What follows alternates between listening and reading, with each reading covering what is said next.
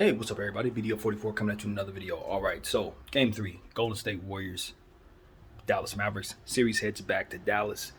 And, I will say that this series hasn't gone the way I thought it would thus far. It's played out the way that I thought it would, but the games haven't gone the way I thought they would. And now I'm looking at the Golden State Warriors and I'm saying, all right, are you going to take a full stranglehold on this series? Or are you going to be taking your foot off the gas a little bit on the road, letting Dallas back into this thing? Obviously, you expect Dallas Mavericks players to hit shots at home. Maxi Kleber, Reggie Bullock, Dorian Finney-Smith, those guys are going to have to play better.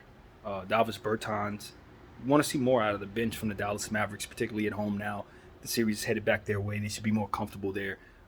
There should be more production coming out of that Dallas Mavericks team as a whole, scoring the basketball. It's okay to have Luka Doncic go for 40. That's great. You love when Jalen Brunson goes for 30 in that same game, 31. It's wonderful. But it can't just be 2 and 3 people scoring for the Dallas Mavericks. It's not going to work.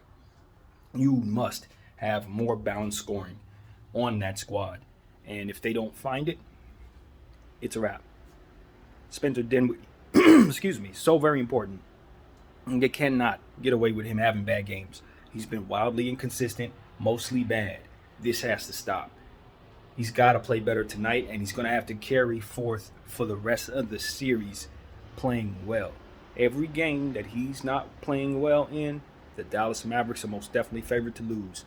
The Golden State Warriors score a lot of baskets. They rebound the ball extremely well, and they are not the team that you want to have disappearing acts against at all, especially this time of year. Andrew Wiggins is questionable for this game. Now, that is a little bit concerning, and I'll tell you why. He is one of the most important defensive players on this team right now because obviously they're down GP2, and they need people who can stay in front of those guards. Jalen Brunson, we're talking about Spencer Dinwiddie staying inconsistent, not playing well. One of the reasons why that is the case is because they do a good job against him. Andrew Wiggins is a part of that. They need Andrew Wiggins to be in place to continue what it is that they do defensively as a team, from a team defensive standpoint. His individual stuff is great too, but it's more so about the piece that he is in the cog that is their machine. Both sides of the floor, particularly giving that extra scoring punch as well. Now that I think about it, he's going to be needed for his extra 15, 18, 20, whatever he's going to give you. So, obviously, if you guys follow me, you know I don't trust injury reports this time of year. For all I know, he could be 100% healthy. They're just using his name as a means of throwing off the other team in terms of strategy, which we've seen in these playoffs already. So, at this point, who knows? He's questionable at this point. We'll leave it at that. So that means more opportunities for guys like Otto Porter Jr. That's definitely probably more minutes for Stephen Clay and JP, and that's who I'm looking at now. It's just the three Splash Brothers. Obviously, you can count them in to shoot the three.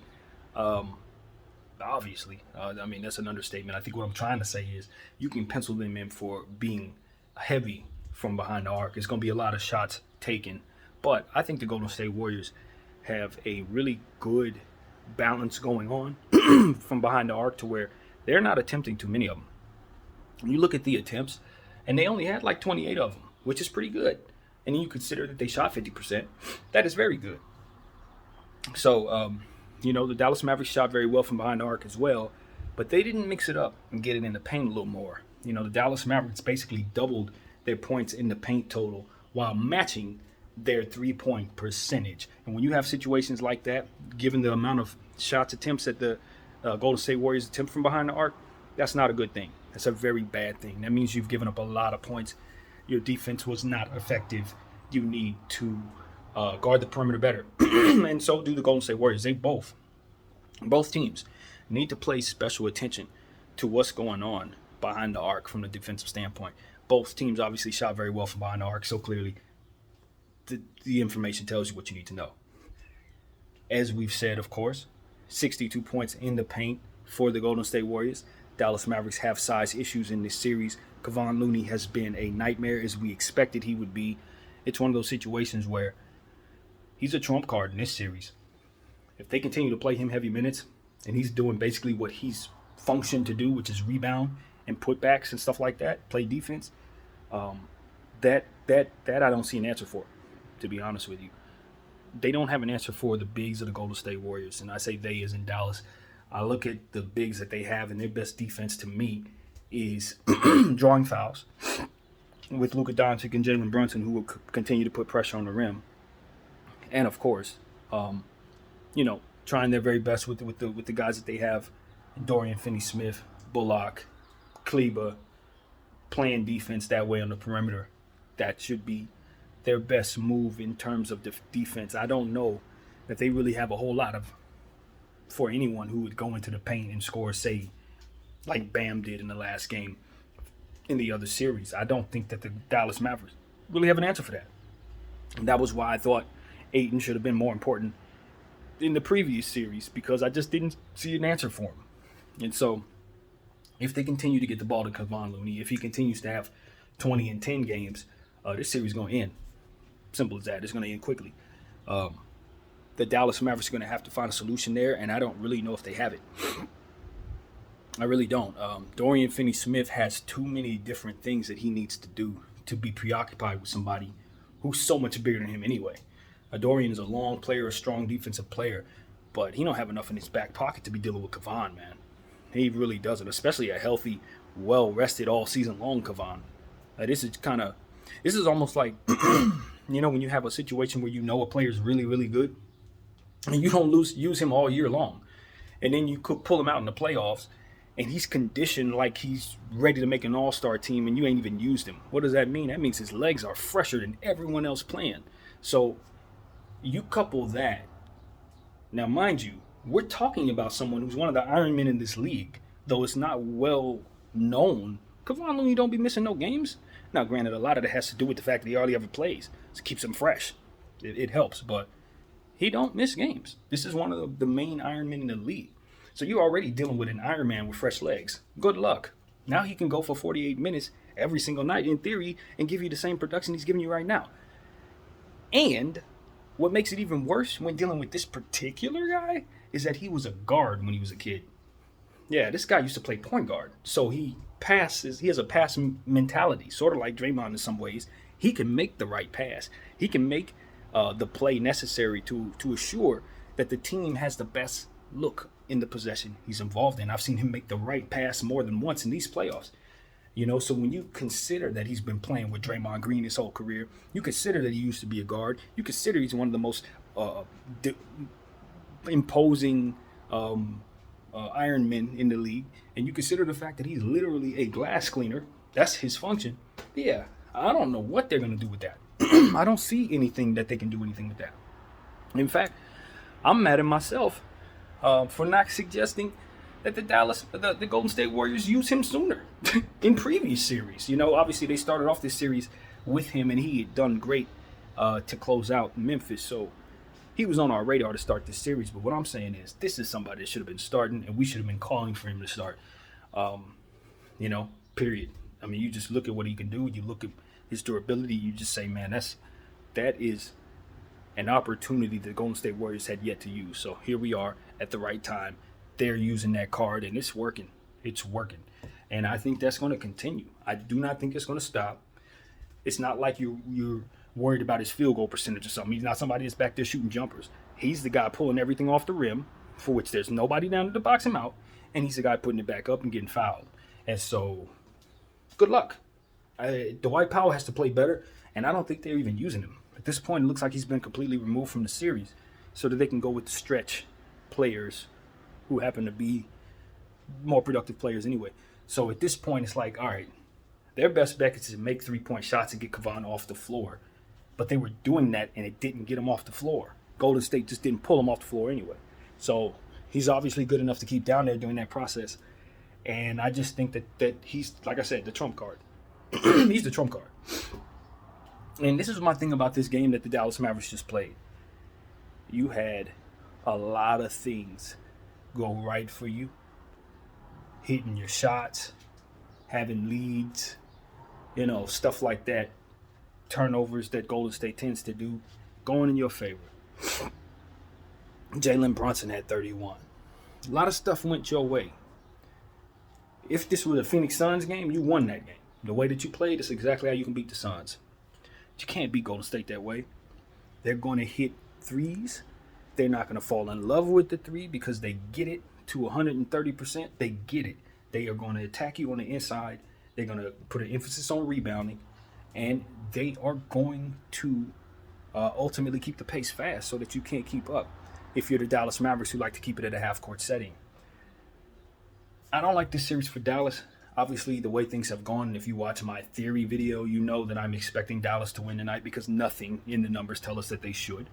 Nothing at all, which is why I expect them to win because that's the trend these days. But all in all, if you just look at these two basketball teams and how these two teams have strategized against one another, you can clearly see Golden State has the upper hand right now through 3 games. Series 2-1 be damned. Who cares what that record says? The bottom line is through 3 games, we can tell that one team just has the other team by the edge in terms of particularly that one single thing. That Kevon Looney, they don't have an answer for him. So Draymond's healthy, playing well, looking great. He's coming off some good games. He's in a good, as I call, a good lather. When players are, it speaks to them having being in a good rhythm, I guess you can say, is what I'm trying to say. So I think he's rolling. JP looks great. He's trending upward again. I'm looking for that 35.8 assist game that's coming from Jordan Poole somewhere in these playoffs. It's coming. That big game from him. Because we know he's capable. We know they're leaning on Clay a little more than they probably should. I think Clay is getting the respect that he deserves based on what he's accomplished in this league. But his production tells me it's time to switch him to the bench and move Jordan Poole to the starting lineup permanently. Sorry, Clay. I'm so sorry, brother. I mean that, and I mean it, and I feel that he may take that and feel a way about that, and I'm sorry. But that's what the numbers are telling me. Jordan Poole is a young player ready to step up and step out. And the Golden State Warriors would be wise to prioritize him now. Because he's capable of doing more than Clay at this stage. Not to say Clay can't score 60 points in 3 dribbles, because I believe he can do that tonight. But that's not the point. The point is can he keep up with the people in front of him, the defensive players? Why is Wiggins so damn important? Because Clay can't defend like that right now. That's it. That's why. If you wouldn't care so much about GP2 and Andrew Wiggins not being a part of this thing tonight if Klay Thompson were the Klay Thompson before the injuries. Because that Klay Thompson was a top 5 defender in all of basketball. This Klay Thompson struggles staying with people, even though he's very gifted defensively. You knock him down about 3 or 4 notches slower. So, and he's not as strong right now. So at this point, it's like, all right, I personally am maneuvering it so that Jordan Poole gets a lot more minutes than he's been getting and a lot more featuring than he's been getting, because that guy is ready to be an all-star. This is day 1 for Jordan Poole. And if Klay Thompson had a Klay Thompson in front of him when he was Jordan Poole, we wouldn't see the Klay Thompson that we ultimately see today. Klay's going to have to move out the way. And I'm not saying go away. Just sit down and let Jordan Poole step in front of you. Let him do all the dirty work that you would do, play his role, and do it fantastic. That's going to win them a championship, and that's all this is about.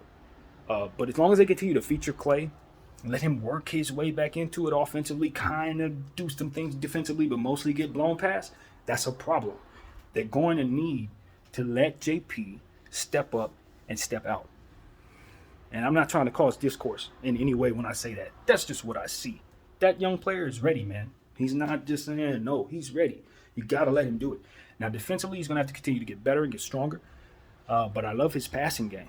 They got to let JP make more plays, even though Draymond is perfect at that. You got to let him make more plays because that's a function that he can do. He's a point guard, too. Let him do it. But I just feel like, maybe I take this too far. I think I'm one of those fans that take this a bit further than most. But I don't have any patience, none, for suppressing young players for older guys who are struggling. This is not limited to Klay. This ain't limited to nobody. I say the same thing about my Lakers. If the old guy is struggling his butt off and we continue to give him minutes while he struggles and the team is hurting because of it, and you got the young fella sitting down when you know he can get up and get out? No. Now, we saw this way back in the day with Eddie Jones and Kobe Bryant. You had to move Eddie Jones up out of there so that Kobe Bryant could step up, and that's exactly what's taking place here. Now, you don't get rid of Klay Thompson. You don't do that because Klay Thompson can do things that no one else can do. But Klay Thompson got to take that six-man role next year, and he ain't going to like it. He ain't going to like it. But until he can get back to being the defender that he used to be, it's always going to be a bad decision, in my opinion, playing him ahead of somebody like Jordan Poole, whose day one is like literally right now. So I think they need to let JP be the second splash brother in the pecking order right now. Let Klay Thompson roam, do the things that he does, hit his shots. He's still going to get his looks. But starting him and letting him be on the main defensive assignment, that needs to end. I really believe that doesn't work anymore. That doesn't mean Klay can't go off for 40 tonight. In fact, I expect him to have a good game. He's trending upward in his trajectory. But this ain't about the offensive end necessarily. It's about the defensive end and what I know ultimately he cannot do anymore. And that's keep up with these fast youngsters. But JP can, so it is what it is. Now, this is where I'm going with this. Steph Curry's been playing great. I like what I saw from him, hitting shots left and right. I listened to JJ Redick. He was talking about the way that Steph Curry plays naturally makes it so that turnovers take place. The way the Golden State Warriors function mean that certain things are just going to happen. They're going to make certain passes rhythmically, and if it happens to go out of bounds, it's not necessarily on Draymond, so to speak. It's on the system that forces him to make that pass, whether that guy's actually there or is trailing a little slow. So I get those type of things very much, especially as it pertains to rhythm passing. I understand that very well. So I can see that. The Golden State Warriors turn the ball over functionally, and you take that as you take that ability to hit haymakers and things of that nature, the shooting that they provide, the looseness that they play with. However, I do think that in the Western Conference Finals and this time of year, you got to tighten that up. You got to make sure that the turnovers come fewer. And I'll tell you this, they're going up against this Dallas Mavericks team, good defensive team, solid. But if you look at what's going on in the Eastern Conference right now, you think you're going to turn the ball over against either one of those two teams and have any success? We know better. We know better on this channel, especially after what we just saw yesterday in the Eastern Conference. 19 turnovers from Miami, 19 steals rather, 24 turnovers for a Boston Celtic team that doesn't turn the ball over like that. Golden State, you better tighten up because it's not going to get any easier from here. You keep turning the ball over like that functionally, and you're going to be functioning your butt outside of these playoffs. That's how that's going to go. You better tighten up. So that's what I want. That's what I see, man. The Dallas Mavericks are going to have to rebound the ball, man. You got to find a way to manifest rebounds. I don't care if it's Luka Doncic crashing the glass, getting 15 boards tonight. If that's what it takes, it's what he needs to do. And that's what I'm looking at. That's exactly what I'm looking at. Look, Magic Johnson played center, brother, to win a championship. Game 7 when Kareem Abdul-Jabbar was out. I don't look at Luka Doncic like he's lesser than Magic Johnson. And you can call me crazy if you want to. I'll call myself crazy just to make everybody feel better. But I don't. I think he's of that echelon. And that means he's going to have to do some things that are extraordinary, out of this world, in order to overcome this matchup. To me, it starts with him crashing the glass. I want to see Luka Doncic get 15 rebounds at some point in this series because it's required. When you look at how many rebounds that the Golden State Warriors were able to cover after the adjustment was made to rebound the ball from the Dallas Mavericks, because they had these issues, they adjusted, closed the gap on the rebounding, and then these guys came back and got even more rebounds to make it look like it was not respectable from that category anyway. The Dallas Mavericks need to get rebounding from areas where they otherwise wouldn't. Guys are going to have to be better than they actually are in that category in order for this team to win games. Golden State, especially with Kevon out there, you must rebound. I'm looking at every one of those starters, and I'm saying each of you guys should be looking to increase your rebounding total for the rest of this series. If you average 4, give me 6. If you average 10, give me 12.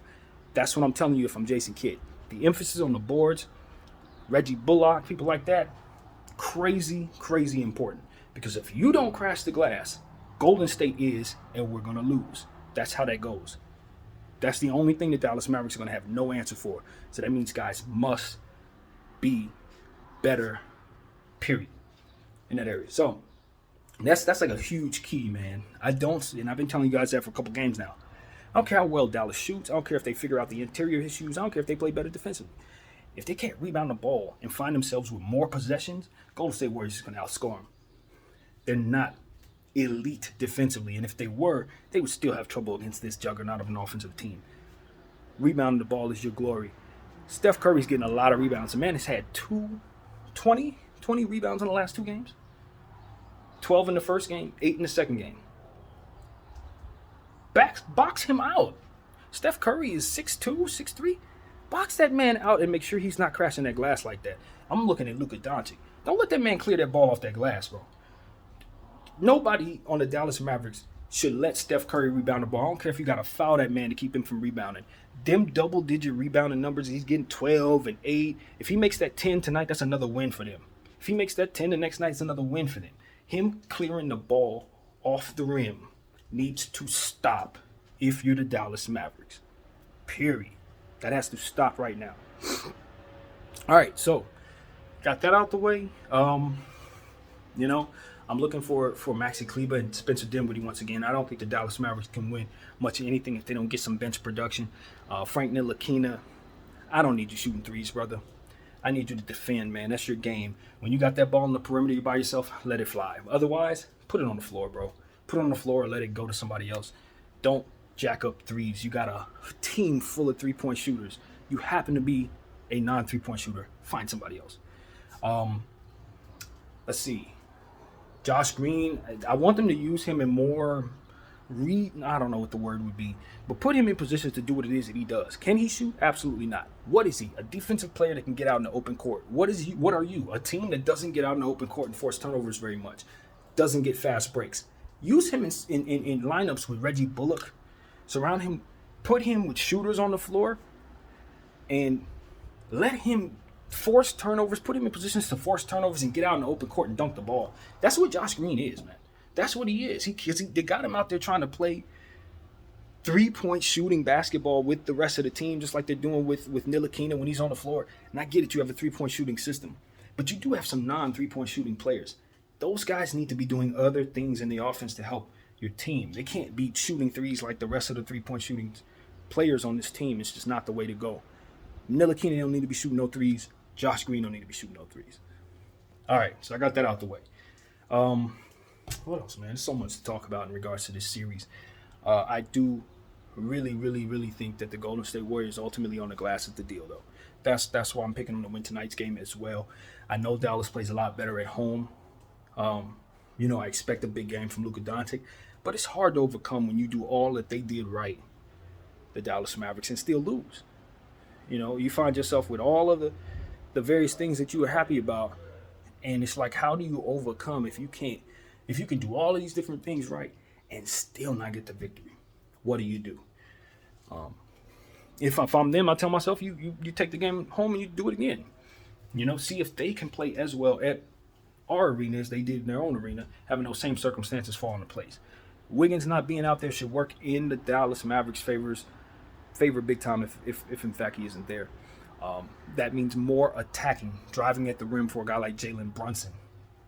Take those defenders off the bounce. Make those guys prove they can keep up with your foot speed in the paint. Drive. Luka, same thing.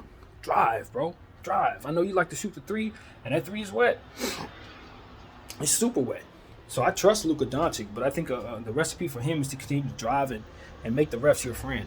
Make the refs call them fouls on the Warriors. Make them your friend, especially without Wiggy out there. They're a 10 times slower team without him out there, in my opinion. 10 times slower. Take them guys off the dribble. So yeah, that's it. Maybe we see a little Moses Moody tonight since they're down a guard or two.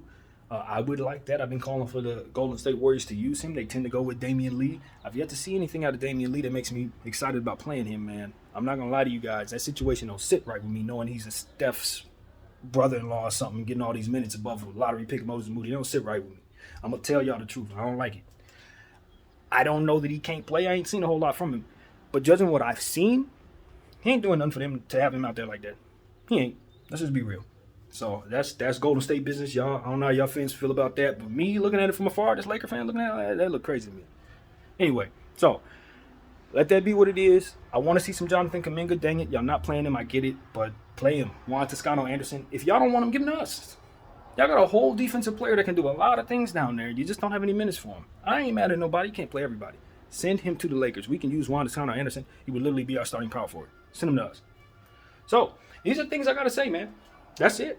That is what it is. We're looking at a fantastic game 3 ahead. I don't think it's going to be a blowout, even though all the games have been, basically. I do think that this one's going to be close. I think Jason Kidd is a very good coach, a proud coach, who probably feels very sick for losing 2 games in his home city. Even though he's from Oakland, San Francisco, you get the point. I'm sure he ain't too happy. And I'm pretty sure that the team is going to feel some of that and come out with a certain sense of urgency tonight, try to make up for it. And I expect a close game.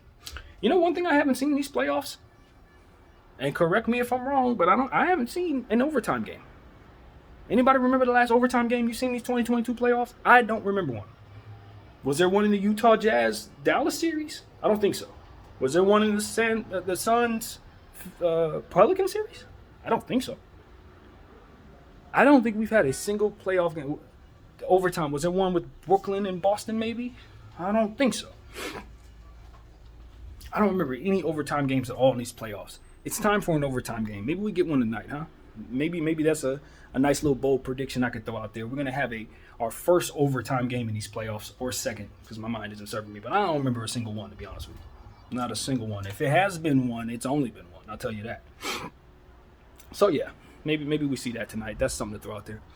All in all, Luka the Don's going to have a big game tonight. You can expect that. He's at home. He's going to play well. Steph Curry's been shooting very, very, I don't know if I can say very well, but he's been hitting his haymakers, I guess is what you could say. I expect that to continue. 30-plus points in the last game. Expect that to continue. Klay Thompson's been trending upward. It's time for him to have a 30-point game. As much as I said this, that, and the third, I still think his scoring is elite. I still think he's one of the best shooters ever. I still think he's a top 75 player. I still think that he's Hall of Famer with a bunch of championships. That's not even up for debate. So at this point, it's just about how he's used in the system he's in and how his body responds to the defensive assignments in front of him. And I don't know that with the history of the injuries that he's had, it's wise for the Golden State Warriors to be asking him to do what he would have done if Jordan Poole wasn't here. Since Jordan Poole is here, yeah, that's why I say what I say. So let JP be that man, dude. He can do that. And that's pretty much what I got. That's it. 27 minutes. Seriously? Just for a pregame video? But hey, this series has given me plenty to talk about, and I'm pretty sure I'm going to have a lot to say at the end of this game as well. So that's what I got, man. BDL44. I thank you all for watching. I'm out.